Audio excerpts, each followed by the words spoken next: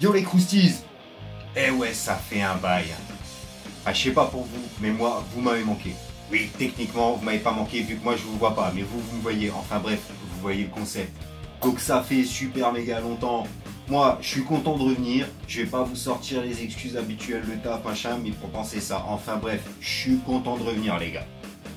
Donc on va commencer parce qu'on est en début d'année, hein, c'est encore l'heure, donc meilleurs vœux, bonne année, tout ça, blablabla, blablabla, blablabla. Allez, on s'en va aller. On va pas perdre de temps, on va aller tout de suite dans le vif du sujet. Les plus malins ont compris quel était le thème, et donc le thème c'est Spider-Man. Pourquoi Spider-Man? Alors ça aurait pu être un autre perso, mais avec le Namek, on a vu des décors de type, on va dire naturel, rocheux, machin, parce que hein, ça marche pour faire Namek, mais ça marche pour faire tous les autres délires. Hein. Donc là, on va partir sur des décors plus citadins, plus urbains et surtout l'architecture. Donc pareil, c'est les idées, les concepts qu'on va voir là sont valables pour tout le reste. Hein. C'est encore une fois ce qu'on vous montre.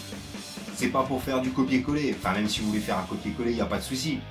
Mais c'est surtout pour vous montrer l'idée, l'approche, les techniques qui permettent de réaliser ce que vous cherchez.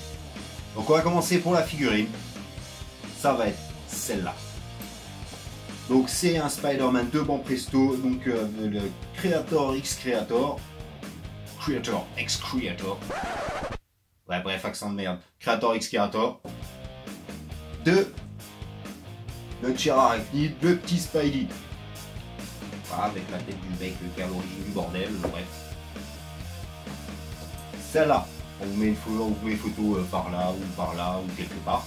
Bref, petite photo qui passe de la figurine pour moi. Donc l'épisode d'aujourd'hui, on va se faire la base et surtout on va parler de l'approche du diorama. Ouais là ça a l'air super sérieux comme ça et ça l'est mais ça l'est pas, on s'en fout. Bref, l'approche du diorama, suffit pas d'avoir j'ai une figurine, je veux un diorama et puis ouais super, on fait un duo, ça s'arrête là. Des fois c'est pas mal de le réfléchir aussi son diorama. Donc comme on peut le voir ici, on a une figurine qui est plutôt dynamique, avec une pose un peu... Ok, je préfère plus jamais ça.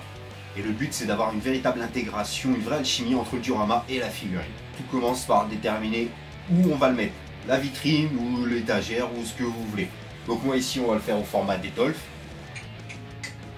Voilà, petit format standard, hein, comme le Namek d'ailleurs. Bref, autre format c'est pareil, hein. C'est vraiment, c'est même pas le nœud du problème. Ça.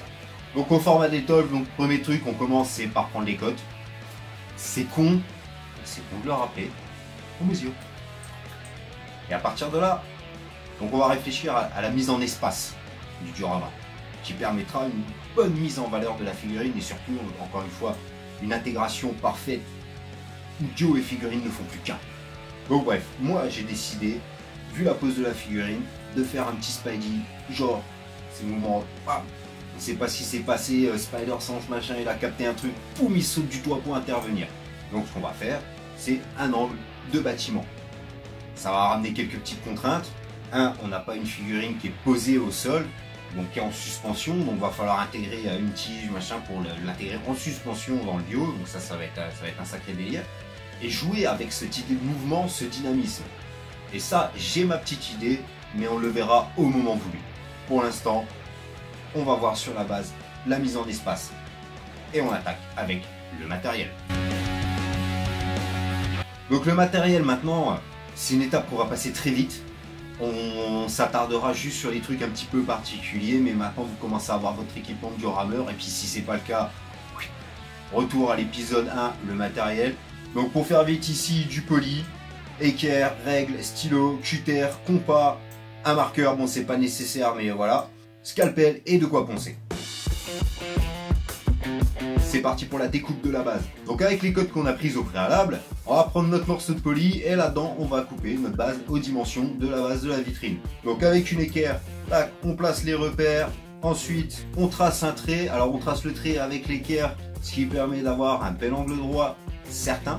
Et si l'équerre n'est pas assez longue, bah on prolonge le trait après avec la règle.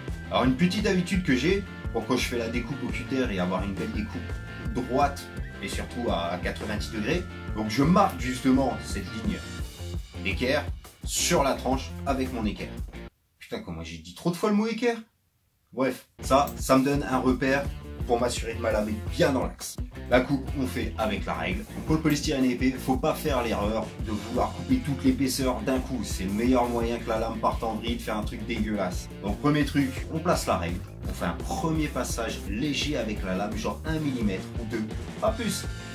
Bien droit. Déjà, ça nous fait une petite tranchée qui nous servira de guide. Après ça, plus forcément besoin de la règle. Ensuite, on fait un passage plus appuyé qui va couper plus en profondeur. Encore une fois, on va pas aller forcément sur la totalité de la profondeur, mais déjà là, on marque une coupe profonde. Et grâce au visu du petit trait qu'on a fait sur la tranche, on s'assure que la lame est bien à 90 degrés de la planche de polystyrène. Et on la maintient tout du long. Une fois à l'arrivée, vu qu'on a fait le même marquage de l'autre côté, ben, on voit bien si on est resté d'équerre ou pas. Des fois, il cogite le rack comme ça. Et on fait autant de passages que nécessaire, jusqu'à ce que le polystyrène soit coupé. Donc maintenant, on fait pareil pour la largeur.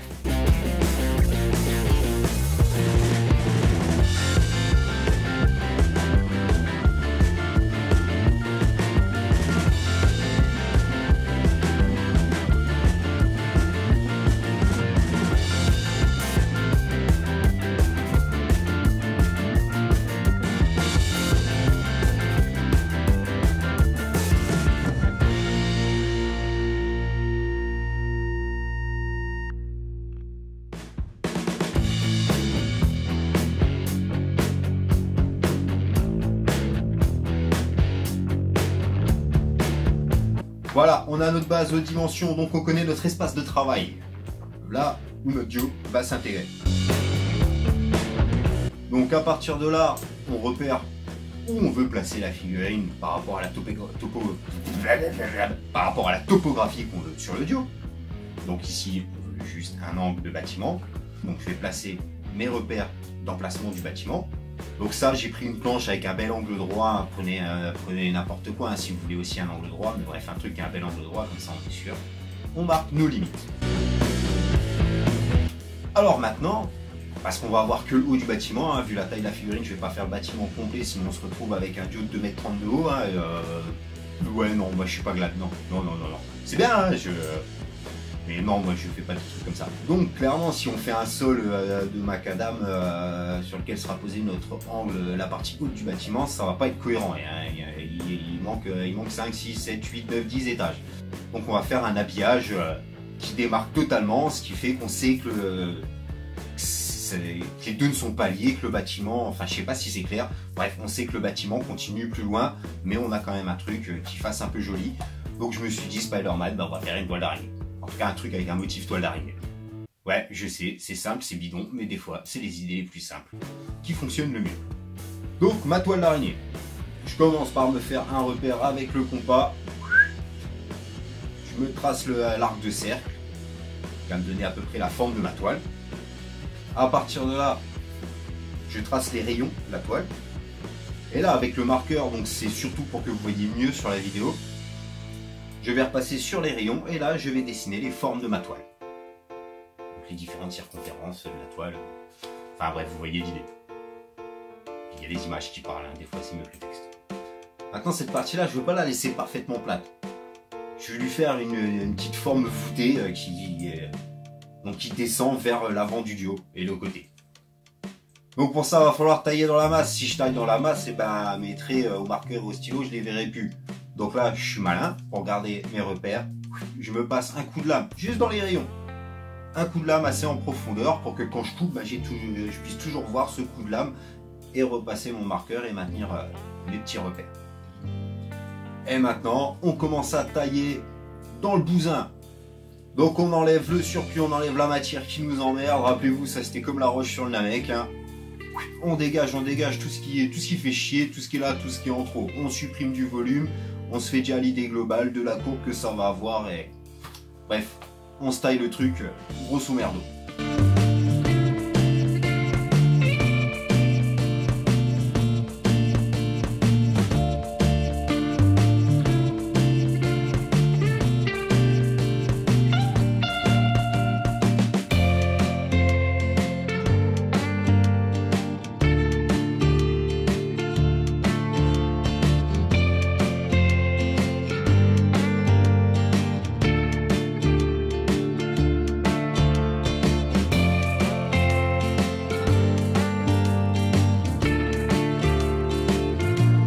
encore met un petit coup de marqueur sur la toile, hein, on retrace la toile, histoire de voir toujours où on en est.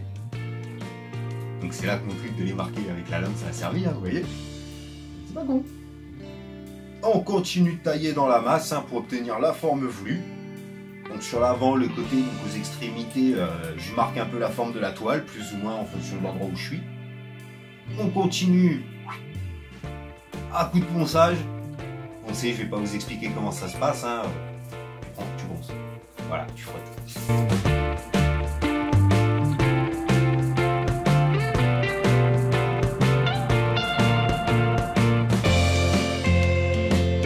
On fait des petites retouches au cutter, des petites retouches au ponçage. Bref, on répète les étapes jusqu'à obtenir l'effet voulu. En tout cas, la forme voulue.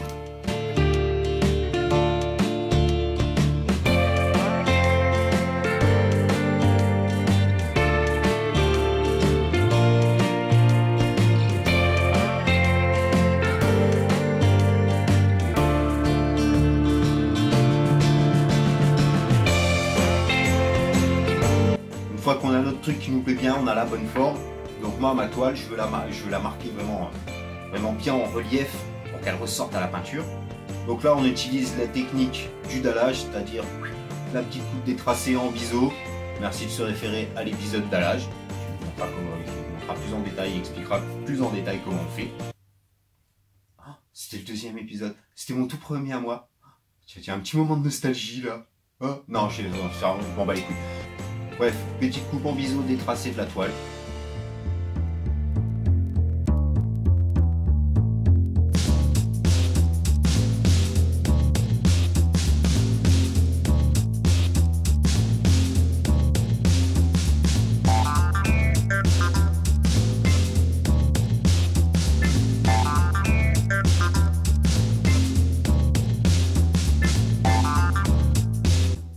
À faire des petites retouches, au cutter, ponçage, bref, on affine le tout jusqu'à être vraiment satisfait de la forme globale du bordel.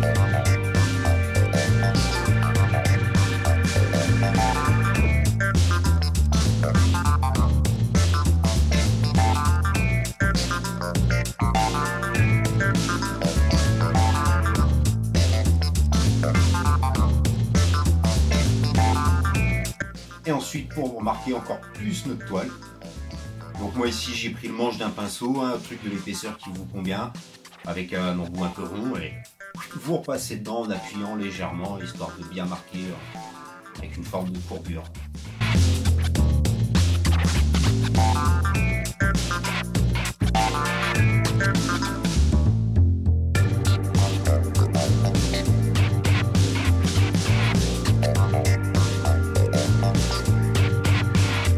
Donc voilà, pour notre base, pour l'instant, on s'arrête là. L'épisode est déjà assez long. Je pense qu'il y en a qui sont peut-être un peu déçus quand ils ont vu la photo de teaser et s'attendaient à taper direct le bâtiment. Je suis désolé de vous décevoir, mais il faut faire les choses dans l'ordre. Par contre, au prochain, ouais, on attaque le bâtiment. Et c'est là où on va vraiment s'éclater. Va falloir être précis, les gars. Comme d'hab, si vous avez kiffé, le petit pouce bleu. Si vous aimez pas, le pouce rouge, il n'y a pas de souci. Mais avec le commentaire qui va avec, c'est encore mieux. N'hésitez pas à commenter, on compte sur vous pour partager ça en masse, en parler à tous vos potes et à tout le monde. Si c'est pas déjà fait, pensez à vous abonner. Bien sûr, comme d'habitude, vous nous retrouvez sur les réseaux sociaux, Facebook, Twitter, Instagram, le site crousticrew.com et maintenant aussi le Crousty Shop. De toute façon, tous les liens sont dans la description. Et moi, je vous laisse vous y mettre à vos cutters, les gars. Ciao les croustilles.